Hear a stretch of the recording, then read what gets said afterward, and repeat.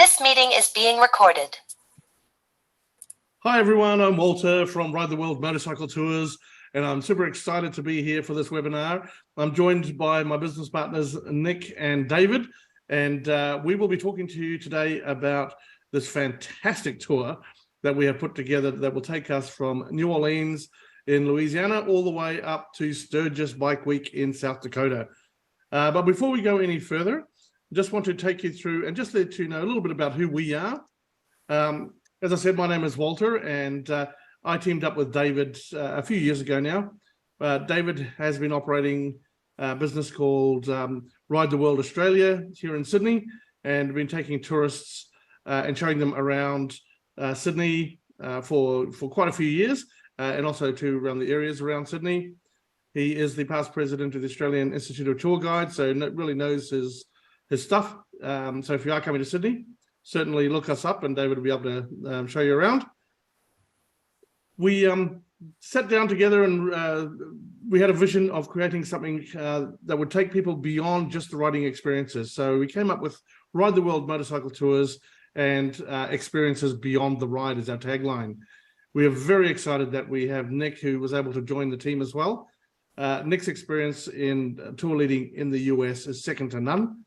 And we're very privileged to be able to have him here with us today to be able to talk through some of his personal experiences and insights into the tour that we have.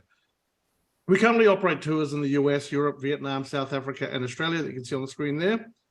We do have different layers in what we offer as far as our motorcycle experiences go. We have on a base level just a straight motorcycle rental. So if you're traveling somewhere in the world and you pretty much know your way around, know what you would like to do, just need the motorcycle rental done, then come and have a chat to us and we'll sort that out for you. Then we have our self-guided tours, which have been put together by some of our local suppliers. And again, just pick up the bike and follow their routes for an enjoyable experience. We also have some of our suppliers' scheduled departures, which means that these are already pre-programmed, ready to go itineraries that you won't necessarily be on these tours with fellow Australians or New Zealanders. You'll have people from around the world, so that just adds a little extra element to it.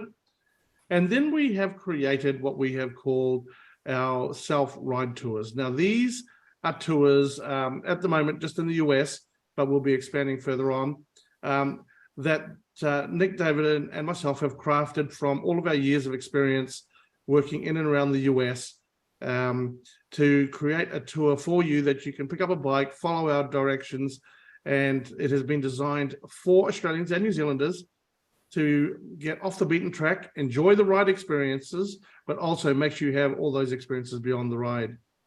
Now, a couple of these that we have for 2023, we are looking to include as part of our Elite Series in 2024. And speaking of our Elite Series, this is what we're talking about today. Our tour from New Orleans all the way up to Sturgis is part of our Elite Series. These are tours that we handcraft ourselves.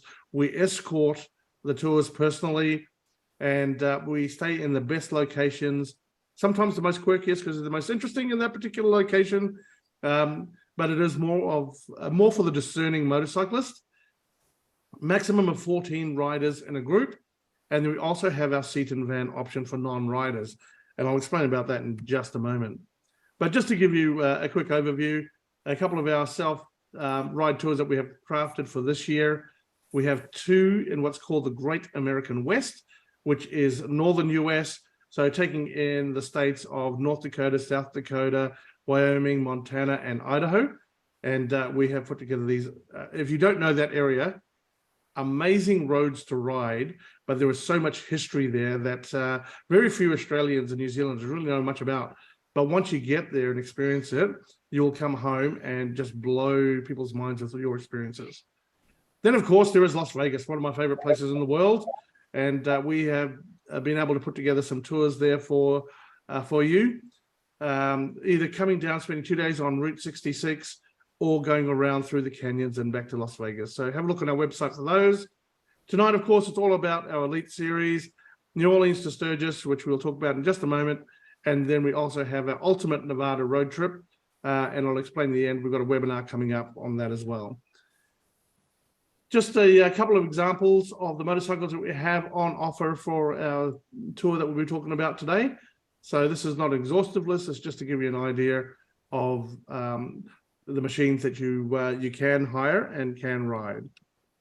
Now, I did mention about the fact that we have our seat and van option, and this has really been designed for those partners or friends who would like to join us on these trips, but don't want to spend 2 or 3 weeks sitting on the back of a motorcycle.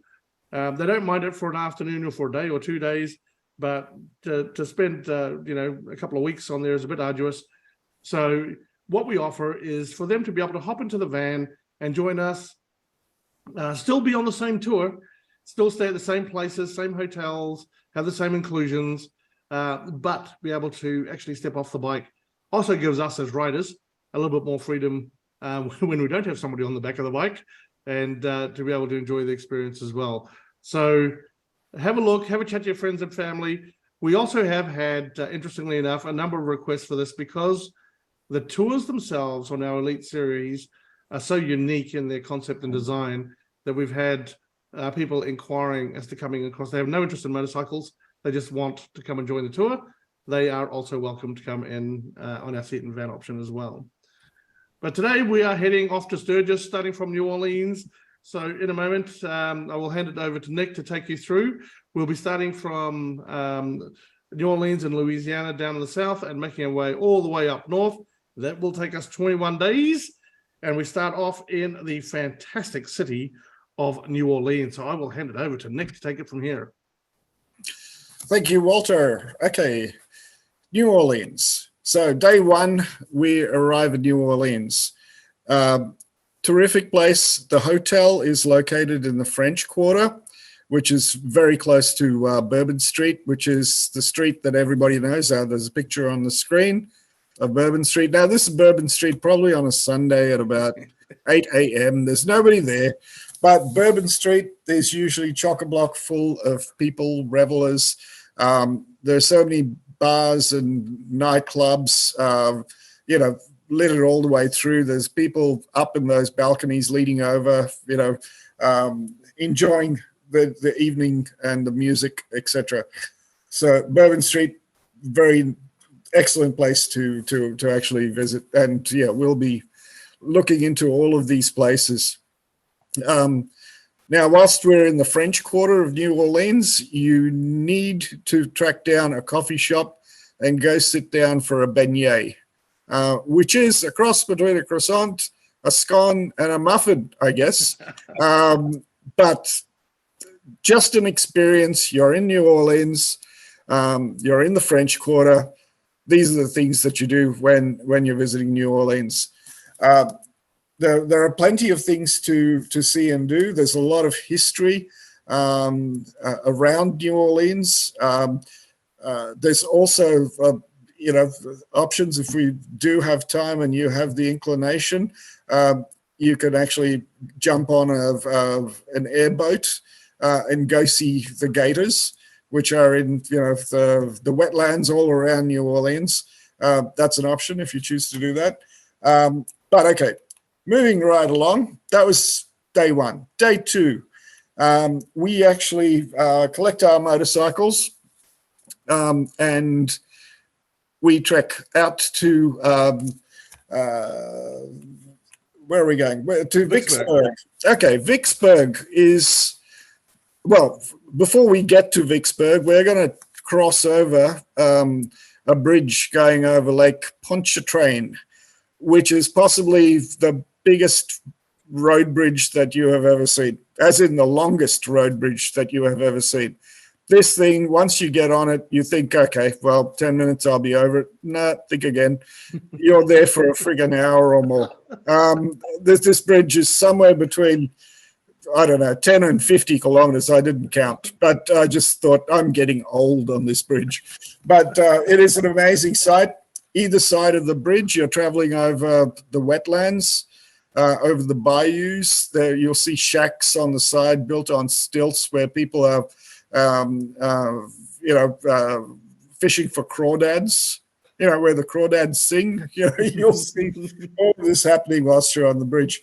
Okay, so ultimate destination for that in the evening is Vicksburg. And Vicksburg is, shall we say, steeped in history. Now, this is the Battle of Vicksburg, obviously. So you've got the north and the south. What you're looking at, the cannons, most likely the south facing north. So you had the Confederates on one side, you had the Union on the other side, and in the middle is a valley, no man's land. And don't want to disturb you, but there's so many people killed in that valley because both sides wanted to, obviously obliterate the other. There's also, as far as history is concerned, almost every state provided personnel for this particular battle, and there's a monument to all the states that provided men, for this battle. It's disturbing, but it's history. It is something that you need to see. Okay, so day Sorry, three. Nick, I was just going to say, it is quite a surreal experience when you're walking around there, isn't it? It's just, yeah. And there is significance in all the monuments. I'm hoping we take a guide through there, because there is always a significance in the number of steps, the number of statues, what the statues signify. There is significance in everything there. And there's about 20 different monuments which relate back to history, from the various states. And like I said, everything is not coincidental. It's engineered that way. This is an amazing place. Okay, day three.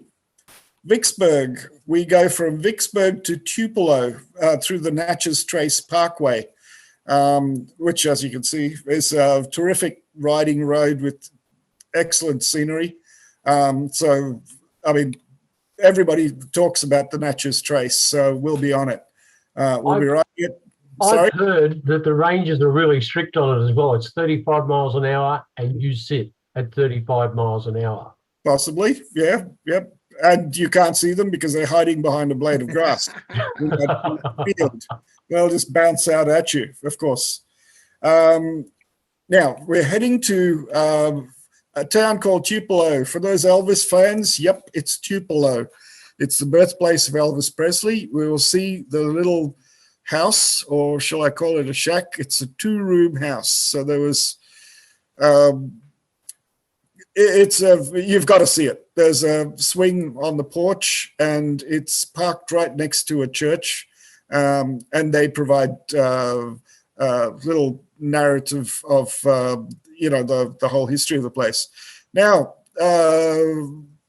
trivia question: how many of you knew that Elvis was a twin? Well, come on this tour and follow us, and I'll show you how Tupelo actually proves it. So anyway, Tupelo. After Tupelo, we're heading into Memphis, Tennessee. So for those of you that have, we were talking about Elvis. Okay. The image on the screen is the Elvis Museum, which is right next to Gracelands. We have to go. That's it. We got to go there. We'll probably spend, 3 hours until you've had enough Elvis, but wait for it. There's more Elvis. There's also Sun Records, where Elvis made his, it was his big break into music. Long story. If it wasn't for the receptionist of the owner of Sun Studios, his name is Phillips, like mine. Okay. Phillips didn't like Elvis. Oh, shit. How'd that go? Oh, my phone went off. What the hell? Yeah. Okay. Sorry. But, Elvis. Phillips didn't particularly like Elvis. He wanted to capture black blues, the black sound. But his secretary kind of liked this young, lanky Elvis Presley. So she got him in twice in front of Phillips until finally he heard the one song. He actually, he didn't hear, Elvis was singing conventional music. But what's the It's All Right Mama was the tune that actually flipped him, because he said, yep, that's the kind of black blues music that I want, and it's coming from this guy. So he recorded it. It played on the radio that evening, and the phones lit up. Everybody wanted to hear it again and again. And now we have Elvis.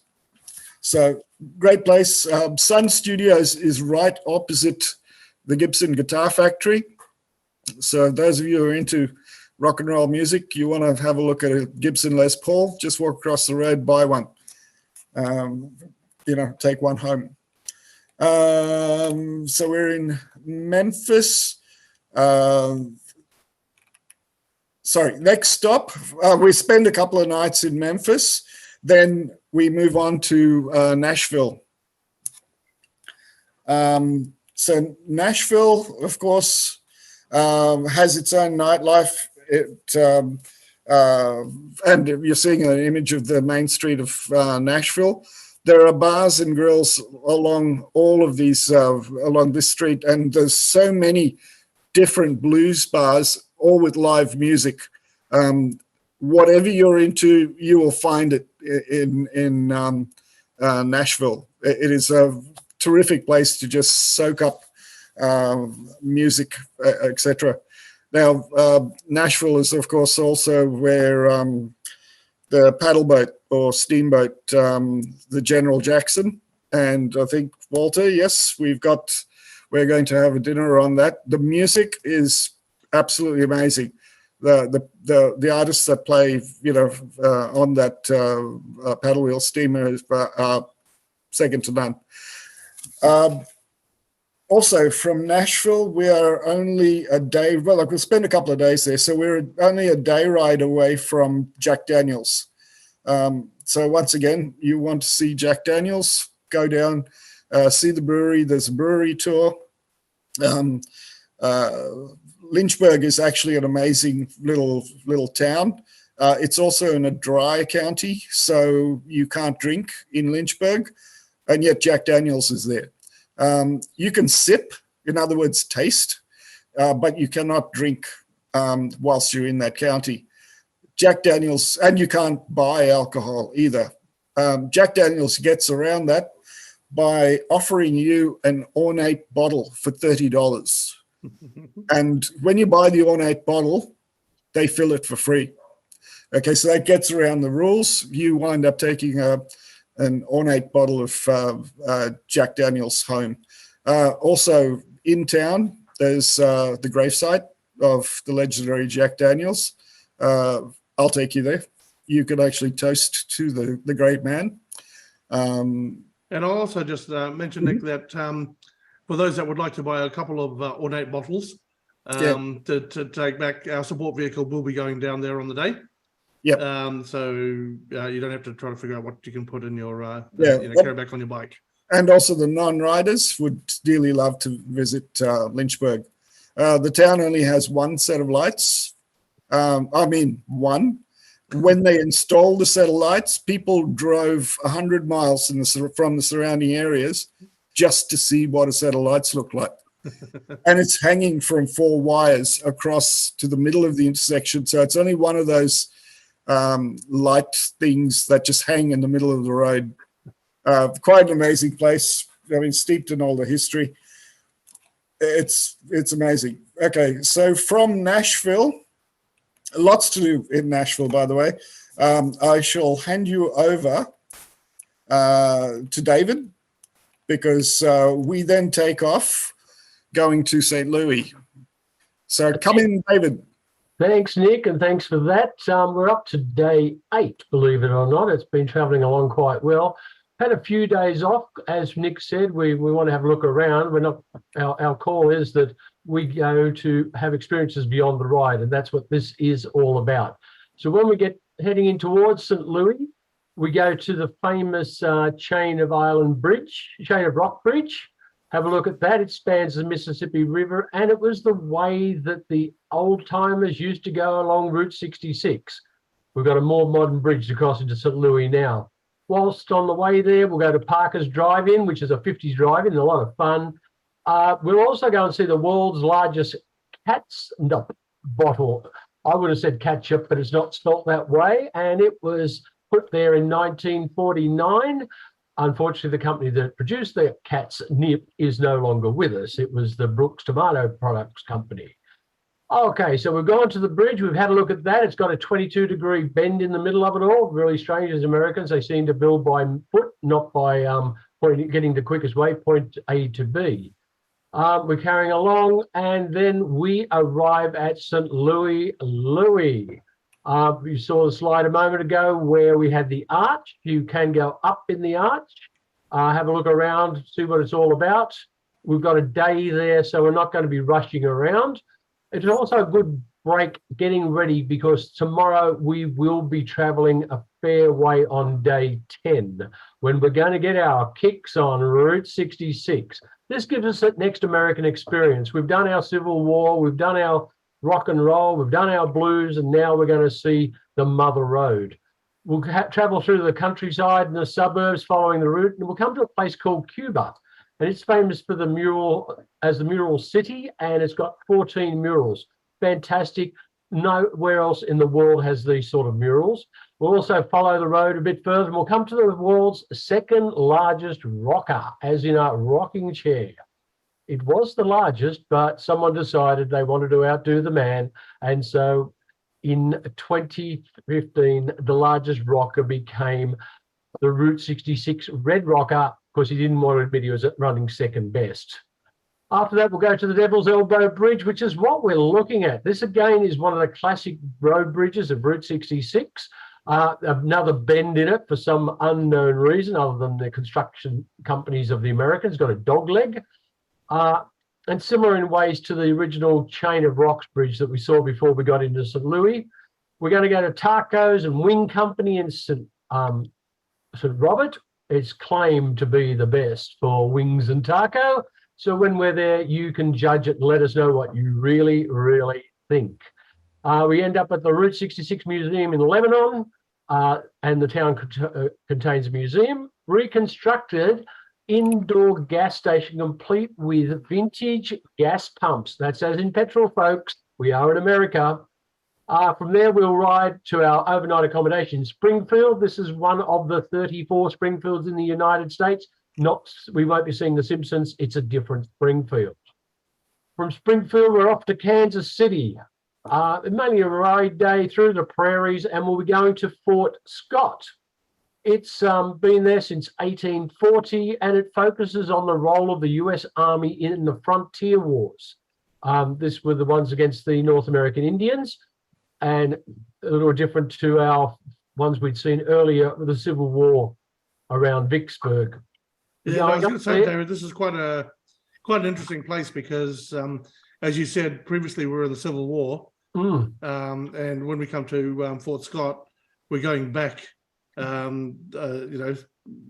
a bit of time before that, and it's just quite fascinating to see how it all was, particularly around the prairie areas. Sorry. Yeah, this tour is really good, Walter, in that you get to experience so much of what America has to offer. You're not stuck in a single rut and you're going from one place to another. As we travel, you get to experience all these aspects that make America what it is. Absolutely. So we're at Kansas City. We're going to go to a famous one. Of course, Nick's here. We'll stay at the Phillips Hotel. It's all about Phillips. Goodness knows why, but we're going to go there. Kansas City, we've got another 3 day because we're going to have a look around. You're going to get a bit confused. Kansas City is in Kansas and it's in Missouri. One city with a river between, state line between them. Fantastic place. We'll take you around, show you what the city has to offer. From Kansas City, Missouri, we're going to stay in Missouri and go to Lincoln, and that's what we're seeing a picture of now. This is the Museum of American Speed and was founded in 1992 by Speedy Bill and Joyce Smith, the Speedway Motors Museum of American Speed. They've put together the racing history. You don't get to see the cars from the normal streets. You're actually going to see what the Americans were about when they were doing their speed history. And then that night, we're going to be stopping in Nebraska for our overnight at the Hampton Inn and Suites. The next day, we're getting close to Sturgis, but we haven't quite made it yet. We're going to go and have a look at the Stir Museum of the Prairie Pioneers. Fascinating museum, little known by anyone outside of this region. It covers those pioneer times when the Americans were settling it, were going through the region up until about the late 19th century. It's a huge place to cover. And after there, we'll be going through a town called Broken Bow, which was a former Indian campground. From there, we're going up to Valentine for our last night in Nebraska. And here we'll be welcome to the middle of nowhere. And then from there, we're going to the middle of somewhere, and I'm going to pass you on to Nick. Thank you, David. I'm back. Okay. From Nebraska, we cross over past Wounded Knee, of course, where the Lakota people were, well, pounced upon by the Americans and decimated. Another story. But we're into Rapid City. Now, from Rapid City, our hotel is located not too far away from the I-90, which is the main route into Sturgis. We're about 30 miles, so about, say, 45 minutes of casual riding or driving, and you're into Sturgis itself. But Rapid City and Sturgis, you have to see to believe. That's Main Street, Sturgis. Little town with about, I'd say, about 15 to 30,000 people normally. And about 1.5 million bikers decide to pounce on them in early August and, well, make their lives extremely interesting and fun. For those who haven't been, it's not usually, we don't usually see any violence and angst. It's very peaceful. So even for the travelers that come with us in the van, I would encourage them to also go and soak up some of this biker goodness and actually find out that we're not so bad after all. The police are interesting too, Nick. Like, yes, police presence, but they're not dressed up in uniforms. That they wear polo shirts, and it says, and the size of them, they're like man mountains. You go, oh my god! And he turns around, got Sturgis police on their back. You go, I got it. Yes, and all their bikes are actually custom painted, airbrushed with motifs of Sturgis and the surrounding Mount Rushmore and Crazy Horse sort of motifs on airbrushed onto their tanks. Their bikes also have the latest of LED lights, so they're quite flashy. These are not your normal cops. They're very friendly, and they're only too open for you to ask them, look, can you pose for a photo for us? And they gladly do all of that. Very, very good cops. But if there is an issue, man, do they pounce on it and just quell it straight away, which I've seen. But, okay, things to see around Sturgis. So you're at the hotel. There's a lot of riding. Okay, so the image on the screen is somewhere near Needles, the Needles Highway. It takes you through Custer. There's a bunch of tunnels, which are one car going one way through the tunnel. Like you can't, they're very small tunnels.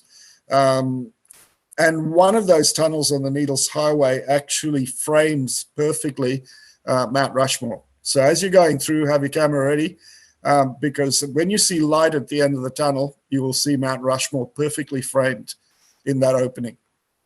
So you can click a shot of it. So Mount Rushmore, you've got that. You've also got, and the history behind Borglum, who actually made Mount Rushmore. You also have Crazy Horse. Behind David, Crazy Horse. Now they've completed a lot more of Crazy Horse since that image. So yeah, it's progressing. You will also soak up all the history of Crazy Horse and the Lakota Indian people. There is a presentation in there, like a 15-minute movie in a movie theater that's inside the museum there, Crazy Horse, well worth a watch, because it gives you the full story. The story that you don't necessarily always hear or know. So quite a moving experience to know what it's all about in Crazy Horse, and how what's his name, Wazinski, who also worked on Mount Rushmore. He was one of the people that helped carve it with Borglum. He also is he spent his life carving Crazy Horse. Now he's left it to his family and descendants to continue his legacy. His wife is still alive. She is there. You will most likely see her, at the monument. He is also buried not too far away from Crazy Horse itself, overlooking the monument.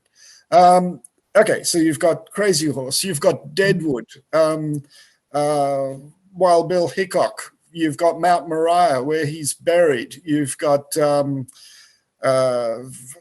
Keystone. Sorry? Keystone? Yes. Keystone's there as well. Keystone is near Mount Rushmore. You've got Deadwood. Calamity Jane. Who knows what Calamity Jane looks like? I can show you. There's photos of her.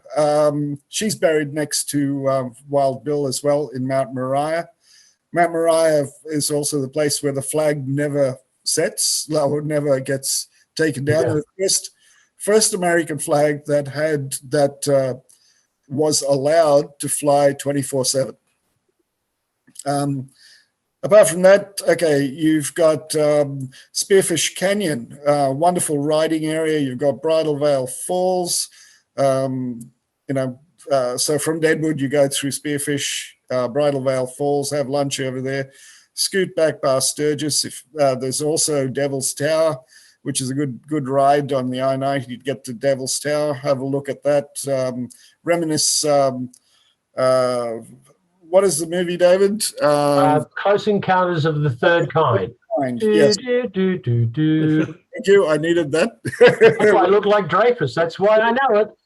So Nick, you said at the start when we came into Sturgis that in the previous tours that you've taken, there wasn't enough time to do anything. So we've extended our time there, because when we have a look at the itinerary, it can seem like it's a long time in one place, seeing as though we've ridden all the way from New Orleans up to Sturgis. We've got the 5 nights in Sturgis. But it sounds like even then would be stretched to cover everything that we want to see over that place, plus take in the actual Sturgis Rally itself. Yeah, you've got everything in Sturgis itself, but I'll just skirt around the outlines a little bit. We've also got the Badlands. You've got Custer National Park. So Badlands and Custer National Park, great place to ride or drive through and hunt down those elusive bison. There are buffalo all around the place, but as they do, the herds move from place to place. So every time you go there, they're somewhere else. Best thing to do is ask a ranger, past a ranger station and say, hey, where are they today? Follow the instructions. You'll find herds of bison, which are amazing to see. So on the way to the Badlands, you've got Ellsworth Air Force Base. That's an Air Force base that houses the B-52 for those who are aeronautically inclined, and also the B-1 Lancer bomber. They're the nuclear arsenal, part of the nuclear strike of the American Air Force. There is a missile silo there, and for $10, there is a tour going down, so you can actually go see a Minuteman missile inside its silo. It's inert, so it won't go up, but I don't know whether they're still allowing travelers to go there. When I went past there, I think it was 2015 or 2016, you had to show your passport in order to gain access to the missile silo. So you've got that. Now, Sturgis. Inside Sturgis, Main Street, you've got probably 7 or 8 or more bars. There used to be 7. I think it's up to about 10. You've got One-Eyed Jacks. You've got the Knuckle Bar. You've got the Side Hack Saloon. You've got the Broken Spoke. You've got the Dungeon Bar. there's just so many just scattered all around the place. It's well worth just a walking tour just to go grab a drink at each one of them. And yeah, you won't be riding home after that. Nick, Yes. when we're there, there was a very famous bar called the Full Throttle. Where's that? Where's that in relation? Throttle is about 15 clicks outside of Sturgis. It burnt down. It was right next to the Buffalo Chip campground, but that burnt down. So they moved it another, say, 5 miles or 10 kilometers to the left, which is east of Buffalo Chip. Okay. It's easy to find, but it's just a way away. I would recommend people going there. Either go there during the day or at night. It is quite wild, but I do recommend people go. Excuse me. That's him again. Yeah, I put it on silent, and he's trying to get me again. He's So too popular. okay, so Buffalo Chip is well worth seeing. That Buffalo Chip is where you will find a lot of the big name bands will play. In past years, we've had everything from Leonard Skinner, ZZ Top, big name bands playing there at Buffalo Chip. So you've got that. That's on the way to getting to the Full Throttle bar. So yeah, a lot of things to see and do. There's if you want to cuddle a bear cub, there's a little park that's just slightly south of Rapid City that does that. You've got glowworm caves. You've got bars all over the place. Every highway you will see a bunch of bikers parked in front of a biker bar, and things to see, things to eat, just experiences in general. Yeah. Even though we give you 5 days, like Walter said, you may still run out of time to do everything. But if you pace, if you plot out exactly and follow us. Well, we'll be taking everybody around for a lot of the excursions and having a lot of recommendations anyway. But there are obviously those that'll be joining us that'll be a bit more free and independent once they get to Sturgis and would like to do things a bit more independently. We'll be running shuttles backwards and forwards from our hotel through to the Sturgis Rally in the afternoons, evenings, early mornings, I dare say, and also to places like Buffalo Chip and Full Throttle. Full Throttle, thank you, and back again, so that you can leave the bikes at the hotel and you can go and explore these areas. We're riding through the day, of course. It'll just be a tremendous experience. There is so much to see and do that obviously we're just scratching the surface of what we're talking about here in explaining the itinerary all the way from New Orleans. And then, of course, once we get up to the rally, when you've got more than 1 million people just sitting on a small town, and so many of them are arriving by, the majority of them arriving by bike, my goodness, that's just a whole different world. If you are not a motorcyclist, you will absolutely be blown away by just walking around, even for one of those first days, and just checking out all the sights and sounds. As interesting as the bikes are, I dare say, Nick and David, that the people are equally as interesting, as we see all the different guises of people who ride motorcycles. Now we'll just move on. Can I just say one thing, Walter? Yep. What I think's important is that people go, oh, we're talking about being at Sturgis, but we're staying at Rapid City. Where Nick was talking about, all these places are an easy ride. Rapid City is such a great place to be because you can go into the action and you're not stuck in the middle of it. Like, we come back out and those rides we do, we're not fighting our way through traffic in Sturgis to try and get out to Deadwood. We can get to the Custard National Park from the other side. I think this is a personal thing, and that's why I've pushed everyone for heading into Rapid City. It's a great base to work from when you're going to the Sturgis Rally. Yeah, good point, David. As much as I love being in the middle of the hustle and bustle, when you leave, you want to leave and have that quiet night, because the next day is a big day again. So yeah, no, good pickup. So what does this all mean? Well, basically, we have our departure from New Orleans on the 24th of July, And I'd just like to point out that we do have some pre-night packages in New Orleans. It's one of my favorite cities in the US. I know this place inside out. There's so much to see and do that if you do want to join us for the first few days before the tour starts, then let us know about that as well. You can see that we've got so much included. And also when we're talking about starting off on that first day out, we'll be picking up our bikes. You can see the pricing there. Now that does include the one-way motorcycle rental fee that we get slugged with picking up our bikes in New Orleans and dropping them off in Sturgis.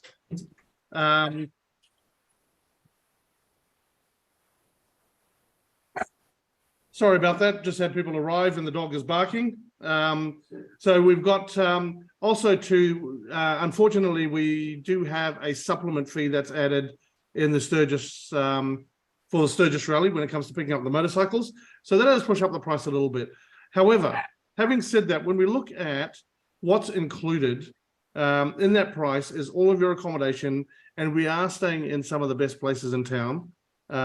We are staying in the heart of town, in New Orleans, in Memphis, in Nashville, in St. Louis, in Kansas City, and we are including a whole host of things in there, as well as, of course, you get Nick, David, and myself coming along to make sure that your every need is taken care of.